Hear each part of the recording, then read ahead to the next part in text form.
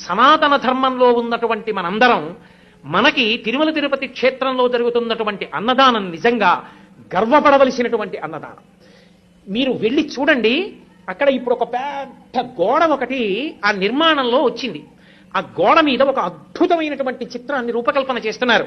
సలహాలు ఇమ్మని కోరుతూ పుస్తకాలు పెట్టారు. అక్కడ శ్రీశైల క్షేత్రంలో బయలుదేరి త్రిపురాంతకం వచ్చి, త్రిపురాంతకంలో బయలుదేరి మహానంది వచ్చి, మహానందిలో బయలుదేరి అహోబల క్షేత్రం వచ్చి, అహోబల క్షేత్రంలో బయలుదేరి తిరుమల వస్తాయి. ఈ మధ్యలో ఉన్నటువంటి కొండలు పరమ పావనమయ్యా నంది మండలము అది ఎలా ఉంటుందో ఒక ఊహాచిత్రంగా ఊహిస్తే, ఆ కొండల మధ్యలోంచి ఎన్నో కొండలు, ఇన్ని కొండల మధ్యలో ఉన్నటువంటి ఈ క్షేత్రములను, కొండ మీద ఉన్న క్షేత్రాలకి ఉన్న మార్గం ఒక పెద్ద పావు మిలికలతో పడుకున్నట్టుంటుంది. అది వెంకటాచలం దగ్గరికి వచ్చేటప్పటికి పడగలు విప్పి శేషుడవుతుంది. దాని మీద ఆనంద నిలయం ఒక మణి అవుతుంది. ఆ మణిలో పరమేశ్వరుడు వెంకటాచలపతి ఉంటారు. ఒక అద్భుతమైనటువంటి ఊహాచిత్రం. దాన్ని అక్కడ ఉంచారు. అది కొద్ది రోజుల్లో అక్కడ గోడ మీదకి ఎక్కబోతోంది. నాకనిపించింది, శ్రీశైలం అద్భుతమైనటువంటి క్షేత్రం, మల్లికార్జున లింగం అక్కడ. ఆ శ్రీశైల లింగం జీవబ్రహ్మ అభేదాన్ని తెలియచేస్తుంది. అటువంటి లింగస్వరూపంగా మనందరం మొట్టమొదట పరబ్రహ్మంతో కలిసి ఉన్న వాళ్ళమే.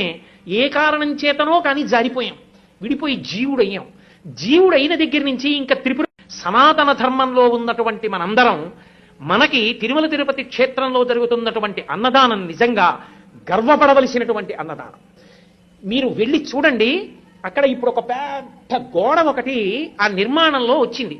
ఆ గోడ మీద ఒక అద్భుతమైనటువంటి చిత్రాన్ని రూపకల్పన చేస్తున్నారు.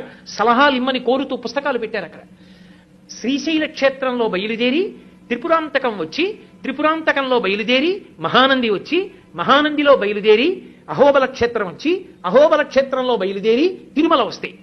ఈ మధ్యలో ఉన్నటువంటి కొండలు పరమ పావనమయ్యా నంది మండలము అది ఎలా ఉంటుందో ఒక ఊహాచిత్రంగా ఊహిస్తే, ఆ కొండల మధ్యలోంచి ఎన్నో కొండలు, ఇన్ని కొండల మధ్యలో ఉన్నటువంటి ఈ క్షేత్రములను, కొండ మీద ఉన్న క్షేత్రాలకి ఉన్న మార్గం ఒక పెద్ద పావు మిలికలతో పడుకున్నట్టుంటుంది.